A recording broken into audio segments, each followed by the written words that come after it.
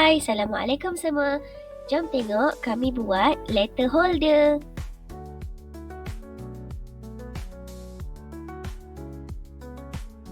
Bahan-bahan yang kita perlukan ialah papan kayu, paku payung, render, staple gun, tali, sehelai kain dan juga tukul kayu.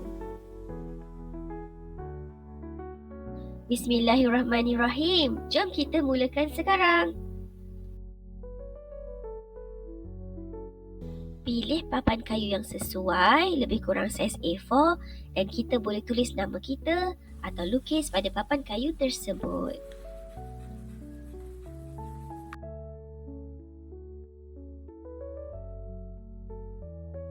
Pilih kain yang sesuai dan sebaiknya pilih kain yang panjang melebihi 1 meter. Lagi panjang kain yang kita gunakan, lagi banyak poket yang kita boleh buat tau. Tahu tak, kawan-kawan boleh gunakan apa jua jenis kain asalkan kain itu tidak terlalu nipis. Ini kita nak elakkan daripada kain tersebut terkoyak apabila dipaku nanti. Perhatikan, kami lipat kain dari bawah ke atas untuk membentuk poket. Kemudian kita akan pakukan di kanan dan kiri. Jadilah macam poket.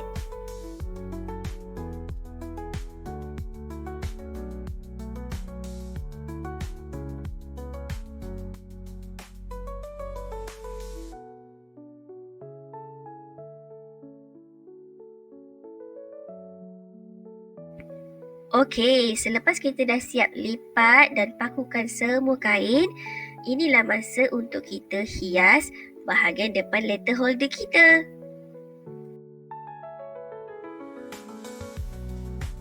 Nampak tak kami gunakan lace ataupun render untuk menutup bahagian tepi kain ni. Sebab kita tak nak surat kita terjatuh ikut lubang tepi kain nanti.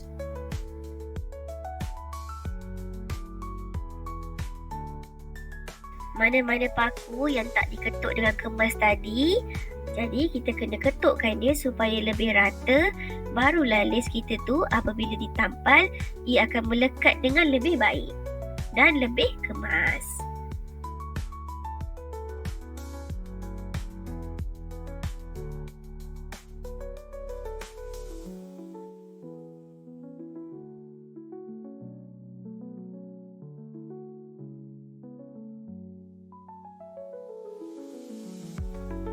Okey, sekarang kita dah boleh pasangkan tali di bahagian belakang papan kayu. Pastikan tali kita tidak terlalu panjang atau tidak terlalu pendek. Dalam 30 cm macam tu okeylah. Hati-hati tau gunakan staple gun.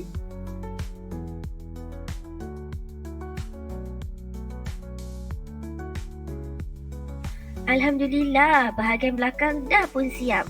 Okey, kita siapkan pula hias bahagian depan tadi.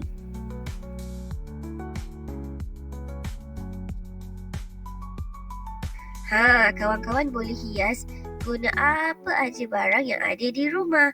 Macam kami guna butang-butang warna-warni ni. Cantik kan butang-butang ni? Alhamdulillah, jom kita tengok hasilnya. Yay! Hooray!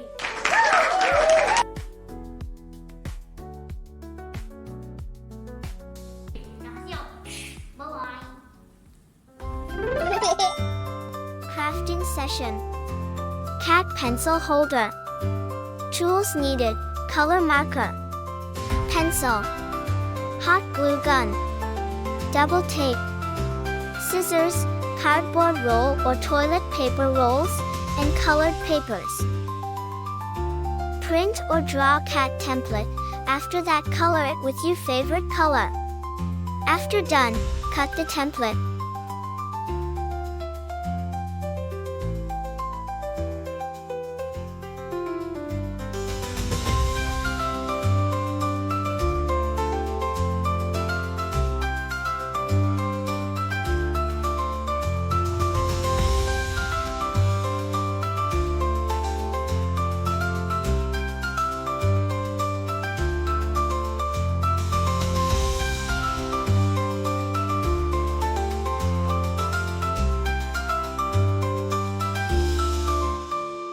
section. Be careful while using scissors.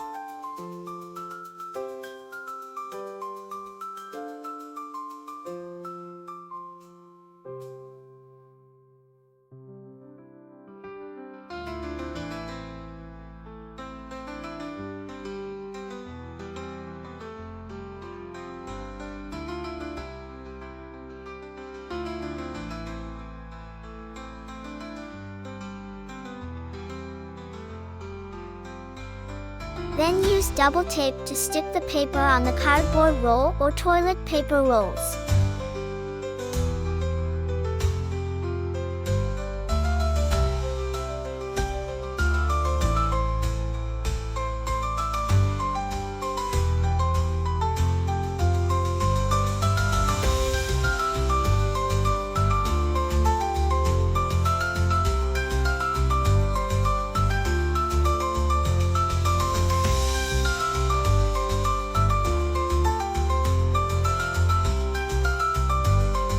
Repeat the same method on the second and third containers, depending on the number of pen holders you want.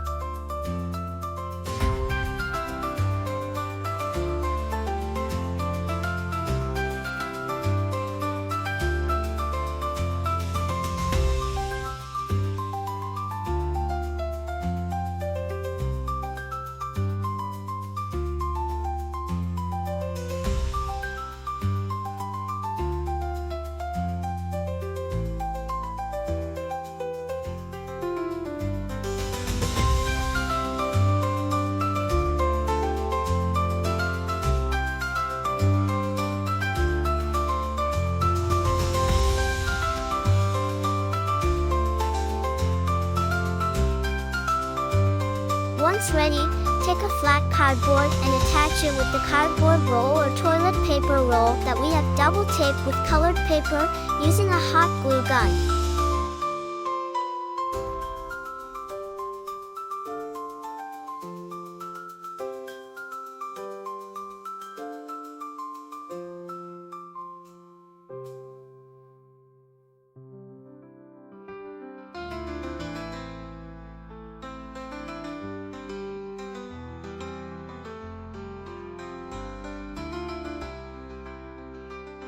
Glue together the cat head pieces and tail using hot glue gun.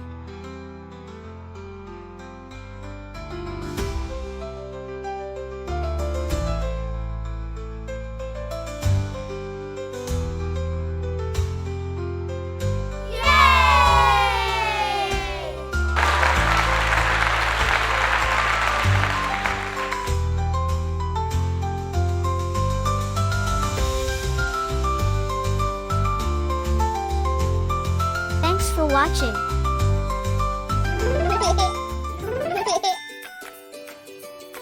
Hi, friends. Welcome to Past in a Flash, where we explore interesting things from the past.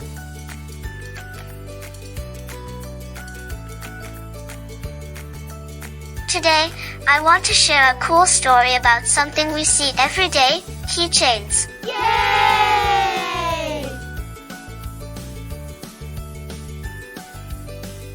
While we sew a cute chocolate-themed keychains together, let's learn some fun facts about how keychain began.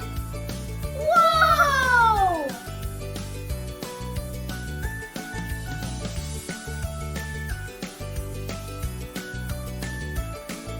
Did you know that keychains have been around since the 19th century? They were invented to help people keep track of their important keys.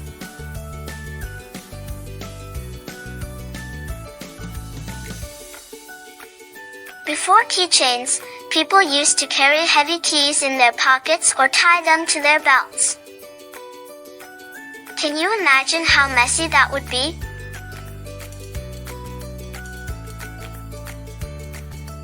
Keychains made it super easy to keep all keys together in one place. In other languages, keychains have different names. In Spanish, it's called llavero, which means key holder.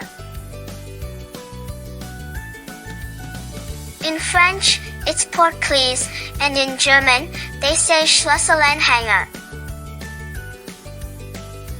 Isn't it fun to learn how different cultures talk about the same thing? Yay!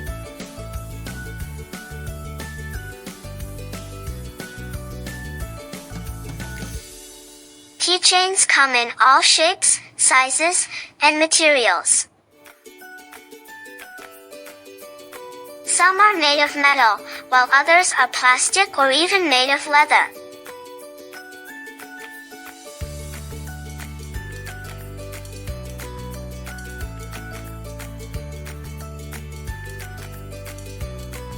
You can find keychains shaped like animals, cartoon characters, or even food.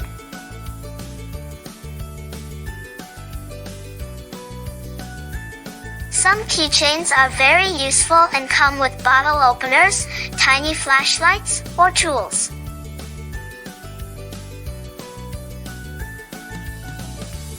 So not only do they hold your keys, but they can help you with different tasks too.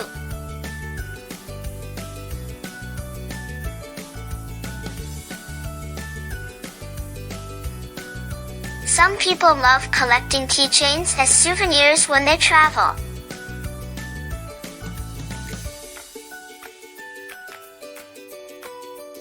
Each one reminds them of a special place they visited.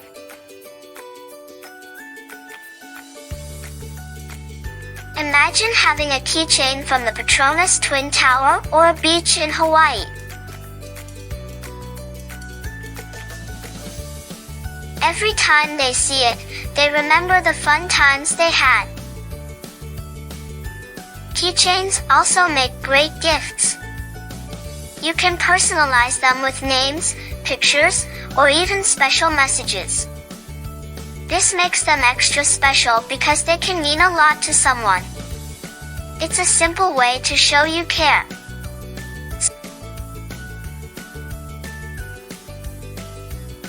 So, next time you grab your keys, take a moment to appreciate your keychain.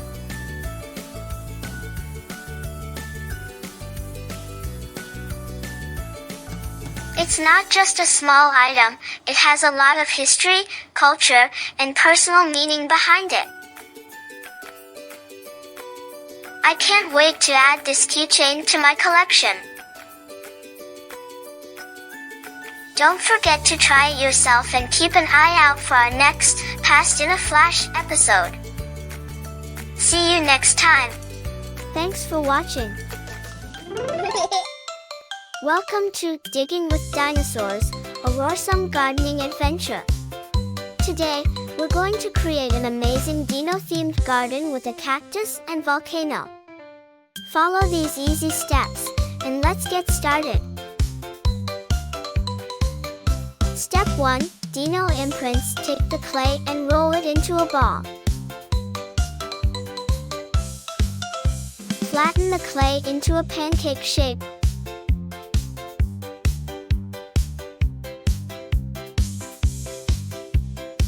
Take a miniature dinosaur and press it into the clay to leave a dino imprint.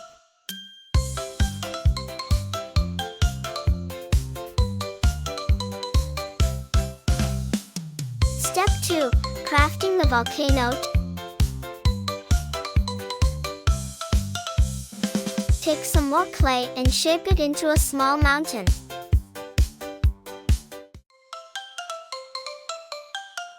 Use a pen to make a hole in the top of the mountain to resemble a volcano.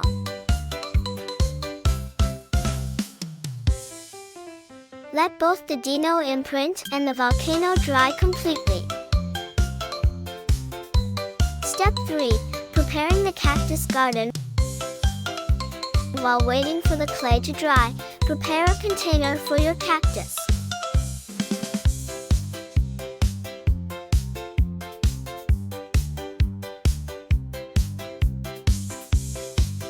Fill the container with soil.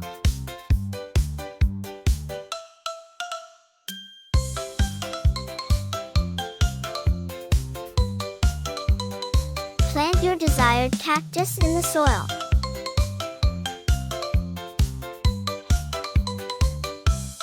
Add small stones around the cactus to decorate the base.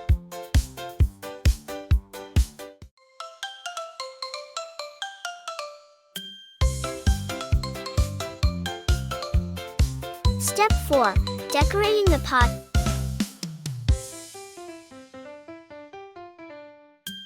Take the dried Dino imprint and use a hot glue gun to stick it onto the pot.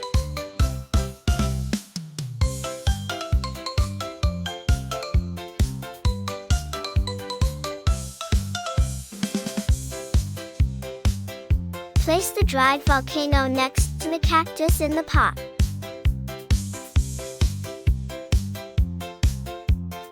Overlay the volcano with small stones to make it look even more realistic. For extra decoration, you can use clay to create alphabet letters and stick them onto the pot.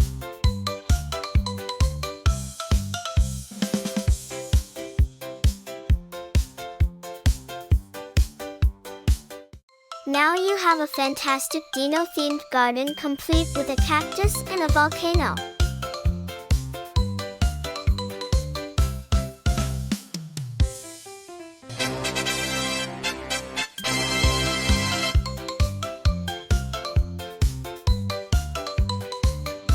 Great job, and enjoy your prehistoric adventure in gardening. Thanks for watching.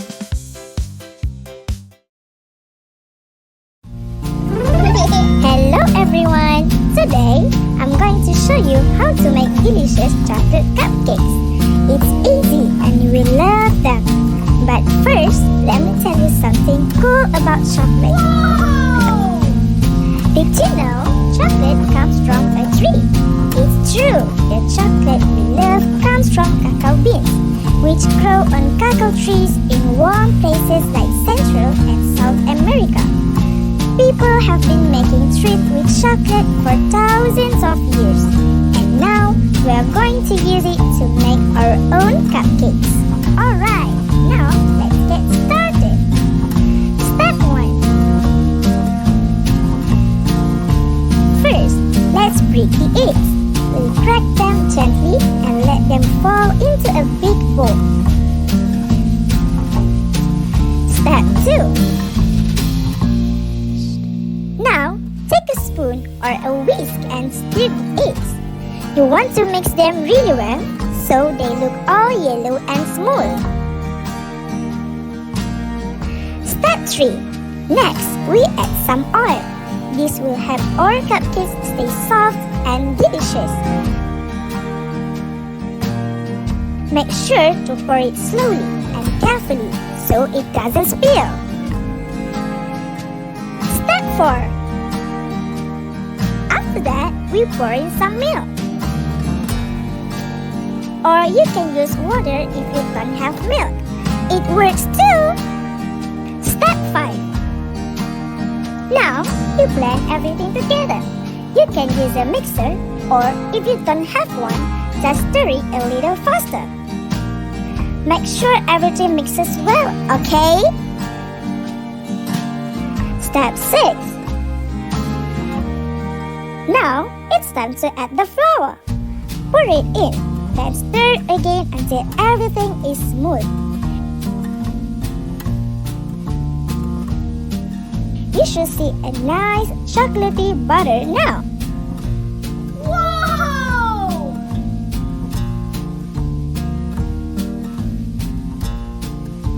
Step 7. Once that's done, we are ready to pour our mixture into cupcake cups. Fill each cup about halfway so they have room to grow when they bake.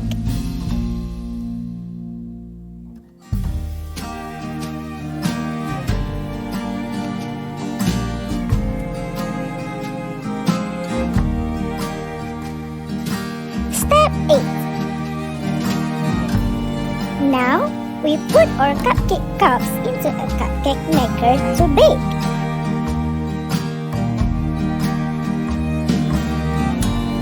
It only takes a little while, so be patient while they cook, okay?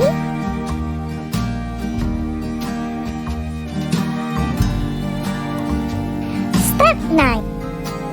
While they are baking, let's clean up. We wash the bowls, spoons, and any mess we made. Because clean kitchen, happy kitchen. Step 10. Now comes the fun part, decorating. Use sprinkles, frosting,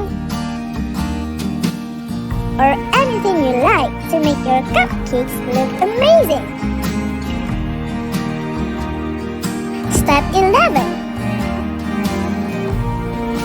Finally, we wrap our cupcakes. This keeps them fresh and ready to enjoy or share with our friends. And we are done! Now you have your very own chocolate cupcakes to enjoy. It's simple, right? Thanks for baking and learning a bit about chocolate with me. See you guys in the next video. Bye! Hey everyone! Welcome to another episode of Past in a Flash series.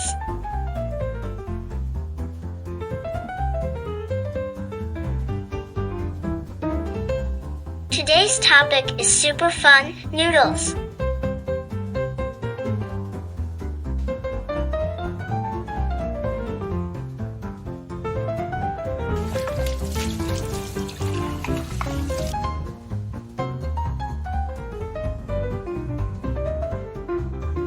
While we're making delicious soup noodles, let's learn where noodles came from and how they became one of our favorite foods.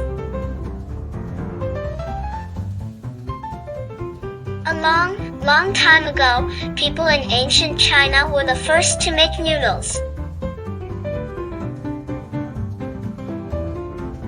Noodles were first discovered by the Chinese over 4,000 years ago, around 2000 BCE.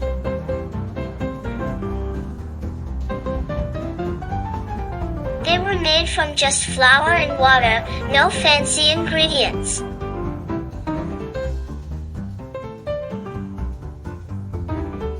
The first noodles were very simple and were boiled in water, just like how we cook noodles today.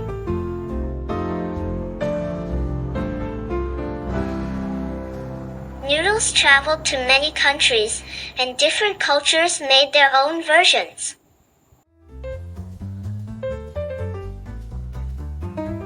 In Italy, pasta became very famous. They're kind of like noodles, but with different shapes and sizes. Did you know that some historians think Marco Polo, the famous explorer, may have brought noodles from China to Italy?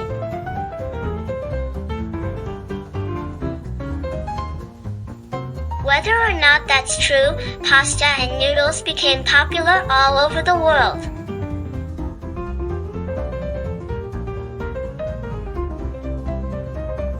In Malaysia, we call them mee. In Thailand, they say bar mee. In France, they're called part. And in Germany, they call them noodle.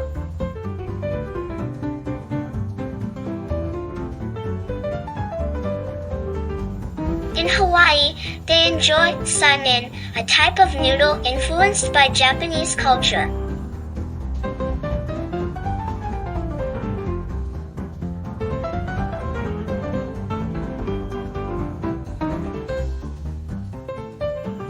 Even the Chinese call them mian tiao, and in Japan, they're called ramen.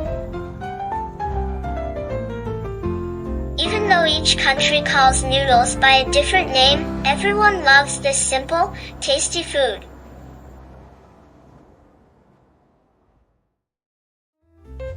Today, noodles are enjoyed in many ways, from soup to stir-fry, and even cold salads. People all over the world love noodles for being quick to make and so yummy.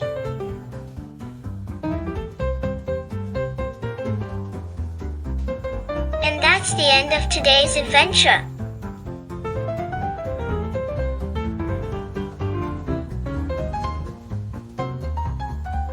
I hope you had fun learning about the fascinating history of noodles while making this yummy noodle soup.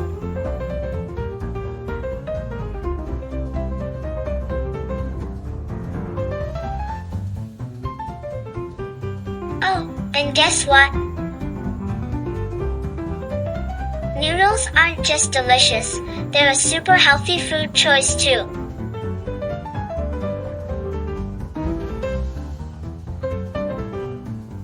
So, give it a try at home.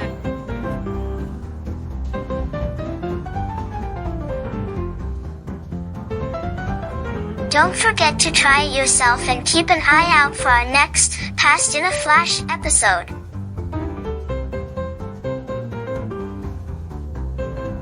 See you next time. Thanks for watching.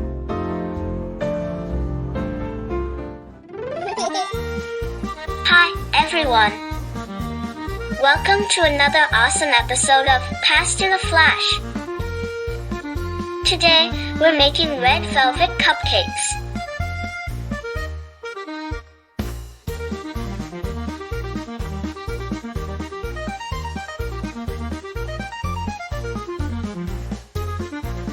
But have you ever wondered why they're red?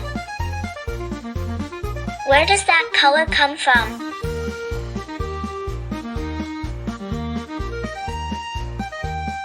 Is it just magic? Nope, it's history. So, while we whip up our batter, let me tell you the cool and kind of weird story of how red coloring ended up in food. Let's go.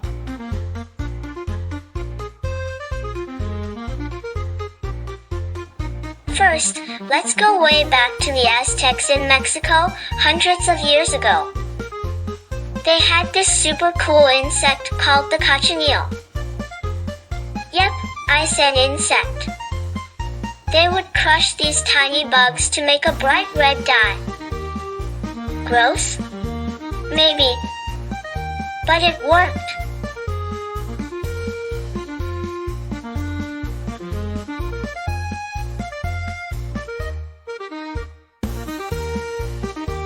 They used the color for clothes, art, and, get this, food.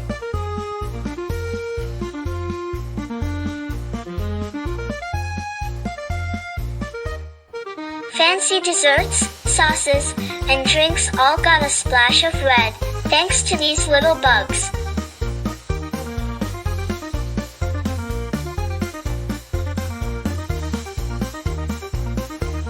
Fast forward to the 1800s in Europe. Bakers discovered that they could make cake look prettier by adding natural dyes. At the time, they used beet juice to get a reddish color. Beets are veggies, so that's kind of healthy, right? People loved how fancy it looked.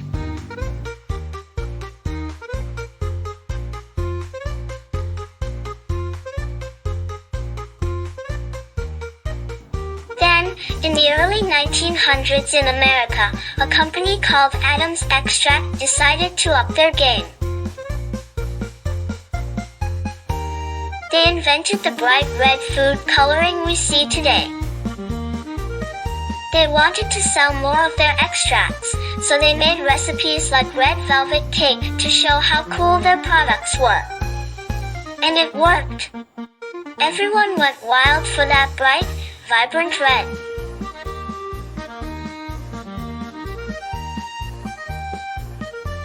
But wait, it gets even weirder.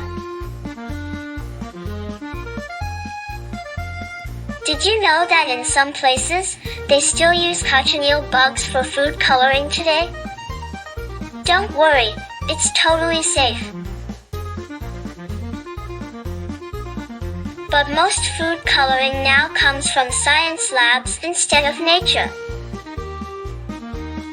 So, what's the deal with red? Well, red is a color of celebration, love, and joy.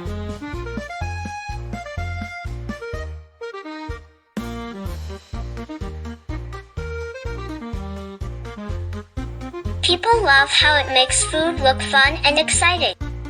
That's why we use it for festive treats like cupcakes, cookies, and candies.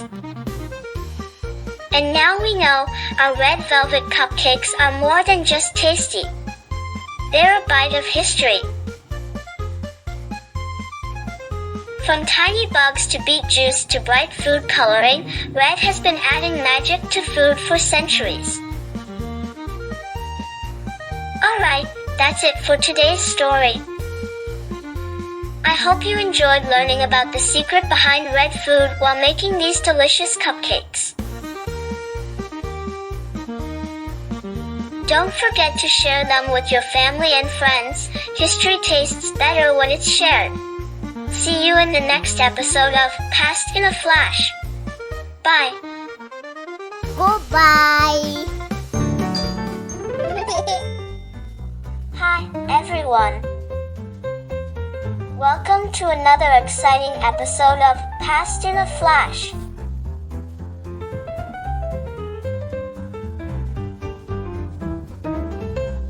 Today, we're rolling up our sleeves to make something delicious, spaghetti carbonara. But have you ever wondered where this creamy, cheesy dish came from? Let me take you on a tasty journey through its history while we cook. Ready? Let's go! Our story begins in Italy, where spaghetti carbonara is a superstar dish. But the big question is, who invented it? There are two popular stories, and both are pretty cool.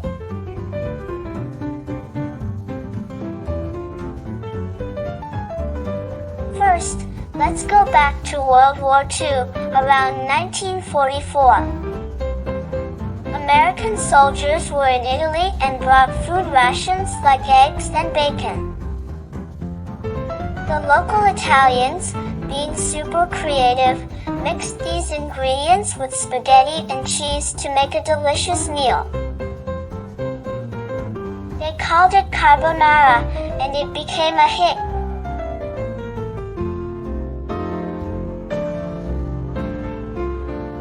It's like an international food teamwork story. But wait, there's another story. This one says spaghetti carbonara was actually invented long before the war. It was a dish made by shepherds in Rome who worked in the mountains. They needed something simple, filling, and easy to carry. So, they used spaghetti, cured pork, eggs, and pecorino cheese. The name carbonara might come from the word carbone, which means coal, because it was popular among coal miners, too. No matter which story you believe, one thing's for sure, spaghetti carbonara is all about using simple ingredients to make something amazing.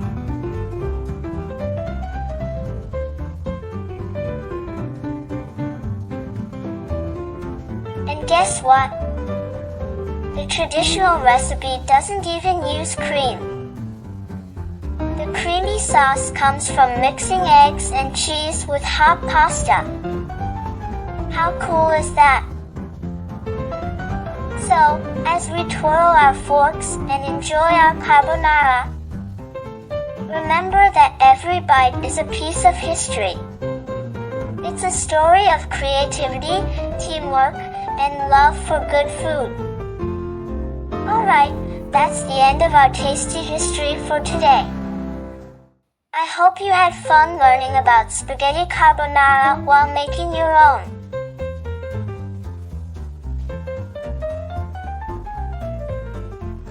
Don't forget to share your dish with your family and tell them the story behind it. See you in the next episode of Past in a Flash. Thanks for watching. Hey everyone! Welcome to another exciting episode of STEM-O-Vation.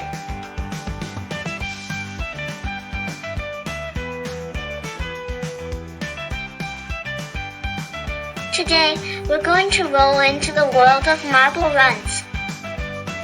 But have you ever wondered why marbles zoom down ramps, take crazy turns, or slow down when they hit bumps?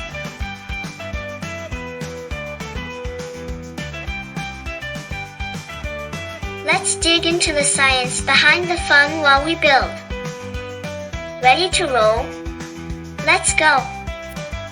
Our story begins with something super important, gravity. You see, gravity is the invisible force that pulls everything toward the ground. It's what makes our marbles move. When you place a marble at the top of a ramp, gravity gets to work, pulling it down to the bottom.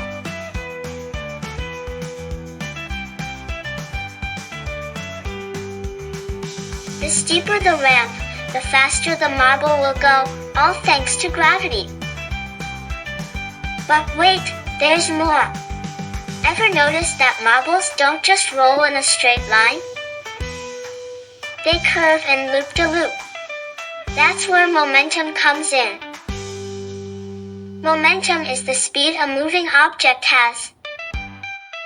When you give a marble a good push, it wants to keep moving. The more speed it has, the more momentum it gets, and the farther it goes. But if the track gets bumpy or sharp, momentum gets slower. It's like the marble is saying, "Whoa, slow down." Speaking of slowing down, we can't forget about friction. Friction happens when two things rub against each other, like when the marble moves along your track. If the track is smooth, the marble speeds up. But if the track is rough, friction makes the marble slow down. It's like the marble is saying, "Hey, that's not so smooth."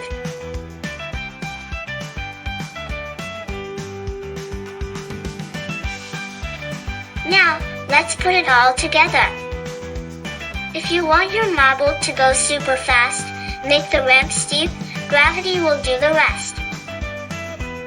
If you want it to slow down, add some rough spots or make the track twisty to use friction. With a little bit of testing, you can make the perfect marble run, mixing gravity, momentum, and friction to create a cool, exciting track. So, next time you drop a marble on your track, remember, you're not just having fun.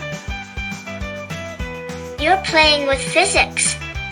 Each time you test and tweak your marble run, you're learning how the world of science works, all while having a blast.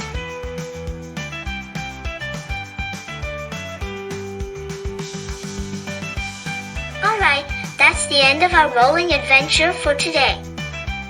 I hope you had fun learning about the science of marble runs. Don't forget to share your cool designs with family and friends, and keep experimenting with new ideas. See you in the next episode of STEM-O-Vation. Thanks for watching.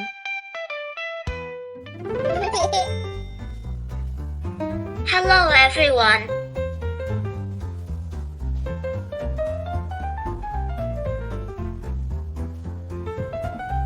Welcome to another episode of Past in a Flash series.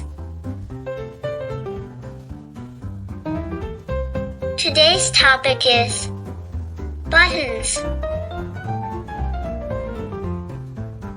While we're making a cool button keychain, let's learn about the history of buttons. Buttons may seem small, but they have a big story. Thousands of years ago, in places like ancient Egypt and China, buttons weren't for holding clothes together.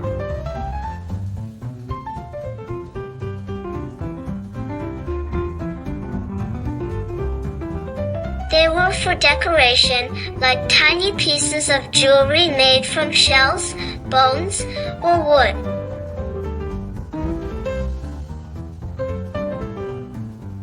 People just liked how they looked.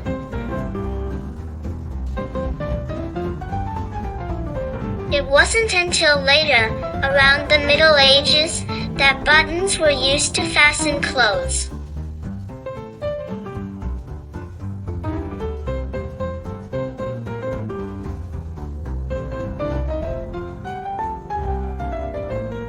With tiny buttonholes, they made wearing clothes easier and more stylish.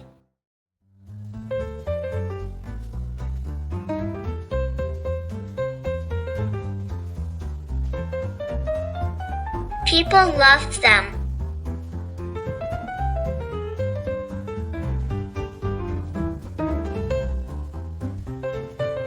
And did you know that in some cultures, buttons even showed how rich or important you were?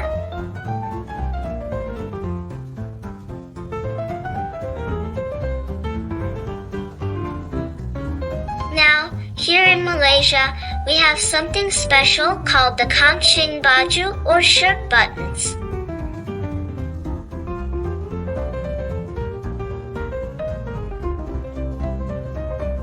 In traditional Malay clothing, like baju kurung and baju Melayu, buttons are still used.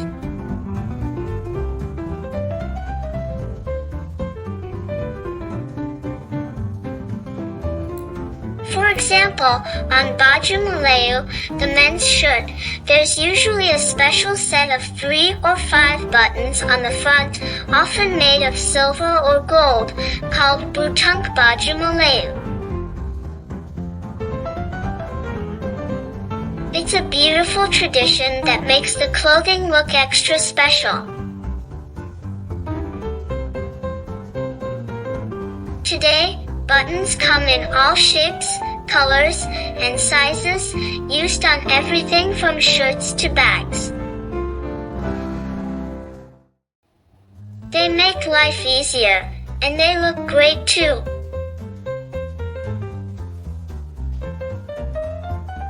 So, while we finish up our button keychain craft, remember that these tiny items have traveled a long way through history.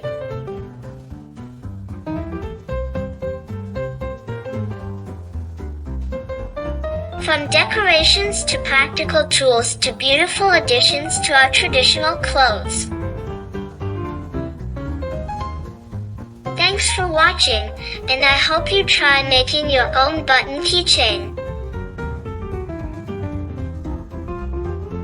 Stay tuned for more Past in a Flash series next time. See you soon. Thanks for watching.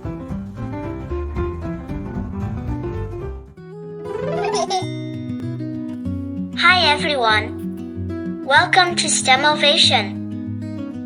Today, we're going to build a giant clock. But before we start, let's learn how clocks actually work. Ready? Let's dive in.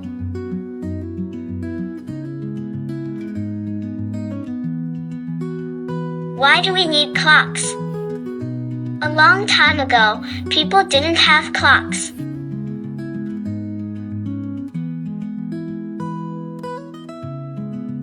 Instead, they used the sun to tell time. They made something called a sundial that showed the time by looking at the sun's shadow. But sundials only worked during the day. So, people invented clocks to tell time anytime, day or night. How does a clock work? Clocks are really cool because they have special parts that help them tell time.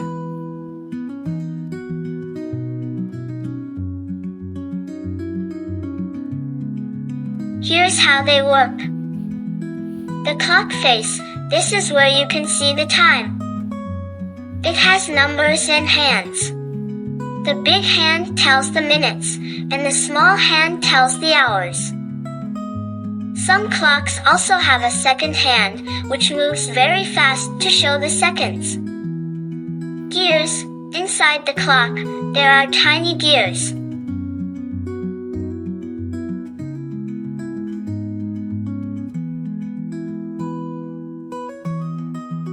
These gears gears are like little wheels that turn and help move the clock hands.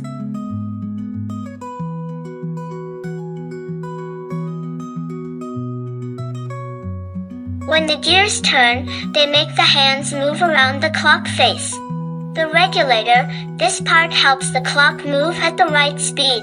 Some clocks use a pendulum, a swinging weight, that keeps everything in order. In other clocks, there are special parts inside called quartz crystals that help keep everything moving at the right pace.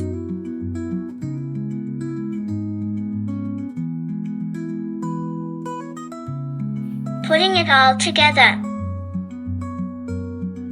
Now that we know how clocks work,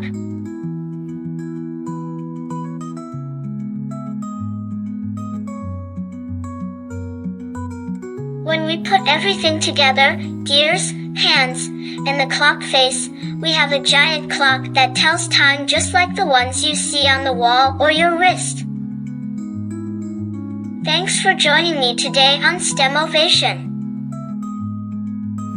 Now you know how clocks work and how they help us keep track of time. Next time, we'll dive deeper into how energy makes clocks tick. See you next time on STEM-O-Vation, where we explore, create, and learn fun new things together. Thanks for watching. Hi everyone! Welcome back to another exciting episode of STEM-O-Vation.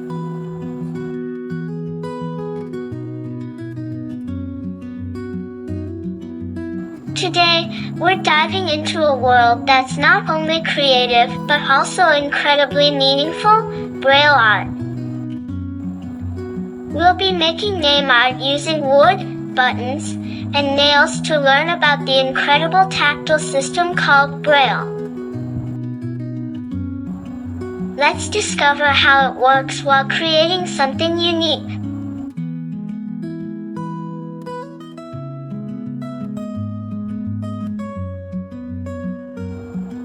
Braille isn't just a random set of dots.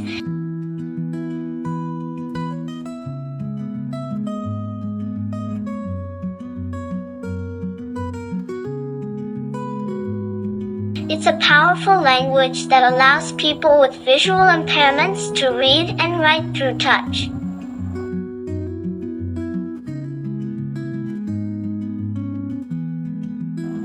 Invented by Louis Braille in the 1800s, this system uses patterns of raised dots to represent letters, numbers, and even music notes.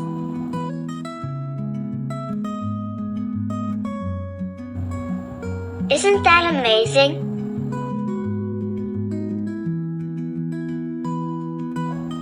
For our project, we're using nails as guides and buttons to mimic the raised dots of Braille. First, we'll outline your name on a wooden board.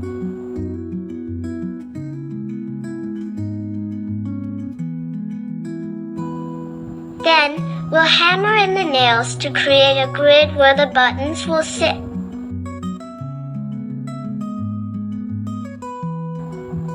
These buttons represent the Braille letters of your name. It's a fun way to learn about tactile reading while unleashing your creativity.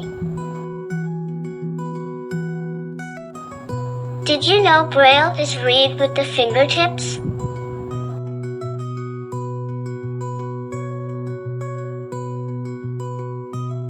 Imagine running your fingers over the buttons in your name art.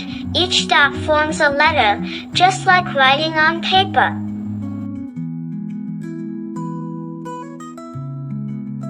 Whoa! Whoa!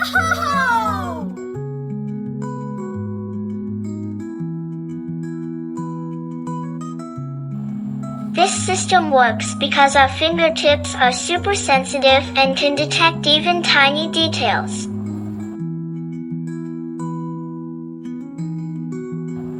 Braille is more than just a writing system. It's a bridge to independence and literacy for millions of people worldwide.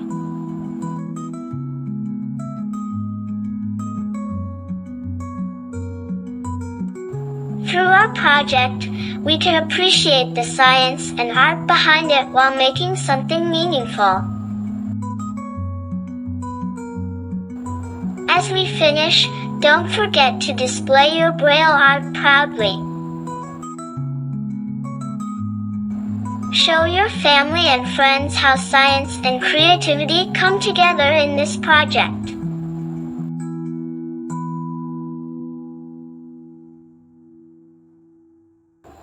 That's all for today's episode of STEM-O-Vation.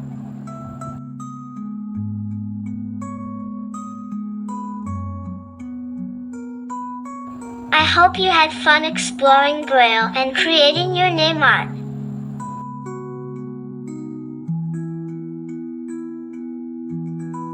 Thanks for watching. Hey there, everyone! Welcome to Past in a Flash. Have you ever looked at a calendar and wondered,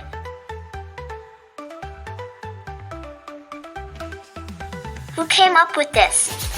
I mean, how did people in the past know what day it was without their phones reminding them? Well, today, while we make our very own DIY calendar, let's travel back in time and uncover the incredible history of how humans have been keeping track of time, including the amazing Islamic calendar we still use today. Let's go.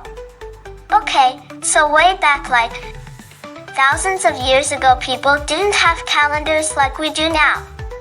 Instead, they looked at the sky. They noticed that the sun, moon, and stars followed patterns. That's how the first calendars were born.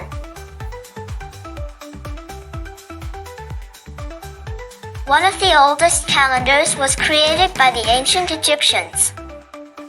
They were super smart and figured out how to track the flooding of the Nile River by watching the stars. Their calendar had 365 days, just like the one we use now. Then came the Romans. They had a calendar, but guess what? It was a little messy at first. Some months had weird numbers of days, and they had to keep fixing it. Finally, Julius Caesar said, "Enough is enough," and introduced the Julian calendar.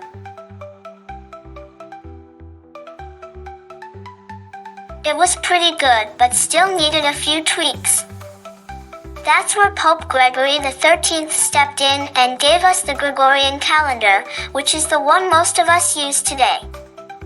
Cool, right? But hold on, Muslims have their own special way of marking time too. The Islamic calendar, or Hijri calendar, is based on the moon, not the sun. It started when our beloved Prophet Muhammad, peace be upon him, migrated from Mecca to Medina, an event called the Hijra. That's why it's called the Hijri calendar. It has 12 months, just like the solar calendar, but since it follows the moon, the Islamic year is a bit shorter, around 354 or 355 days. That's why Ramadan and other Islamic months shift every year. So, we've learned today that calendars aren't just for marking birthdays, they help us understand the world and even our faith. Whether it's the Gregorian calendar or the Hijri calendar, both play a big role in our lives.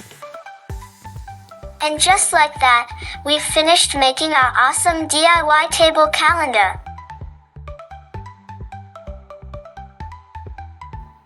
Now, every time you check the date, you'll remember the cool history behind it, whether it's the ancient Egyptians, the Romans, or the Islamic Hijri calendar.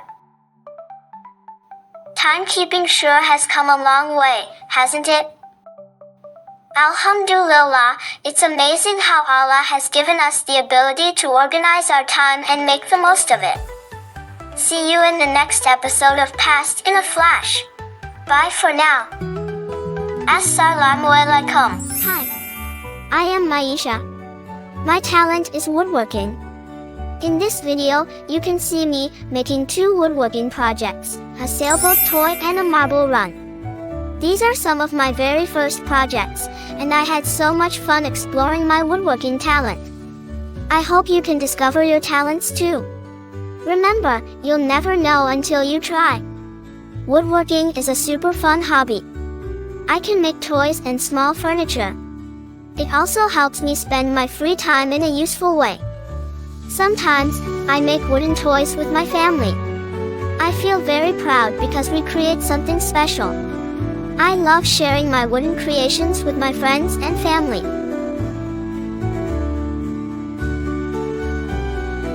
Woodworking teaches me to be patient and careful. I need to focus when using woodworking tools and assembling the wood to make sure everything fits perfectly. Woodworking also helps me improve my fine motor skills. I learn to control my hands and fingers better. I feel very happy and proud every time I finish a project.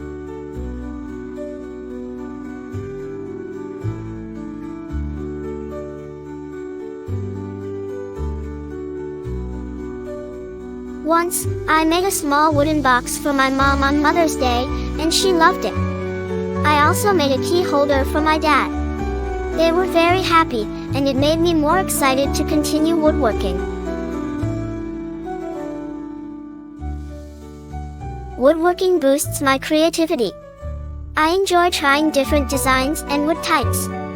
I also like adding finishing touches like paint and colorful buttons for decoration.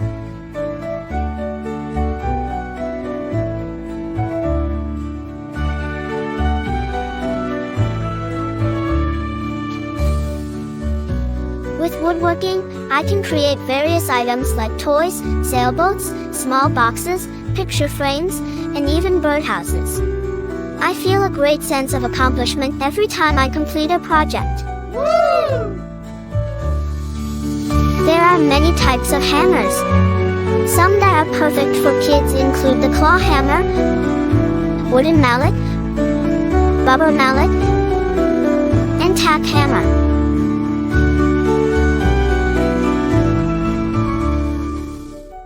For the sailboat project, I used the claw hammer and wooden mallet. Can you guess which hammer I used in the marble run project? Don't forget, woodworking uses lots of cool tools. I even get to use a drill sometimes. It's really fun, but we always have to be super careful. When using these tools, make sure an adult is always watching and helping you. Safety is super important. We can have lots of fun while staying safe.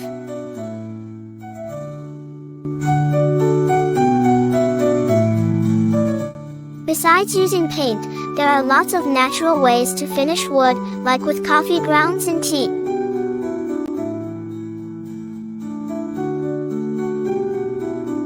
Can you think of any other natural materials we can use to finish our woodworking projects?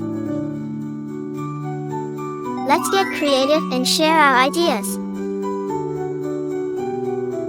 I hope to keep learning and improving my woodworking skills. I want to build bigger projects like chairs and tables one day. I also want to try working with different kinds of wood. Woodworking is a very useful talent, and I feel lucky to have it. This talent not only gives me personal satisfaction, but also allows me to help others. I hope to continue woodworking and share my creations with more people. So, let's grab our tools and create something awesome, but remember, safety first.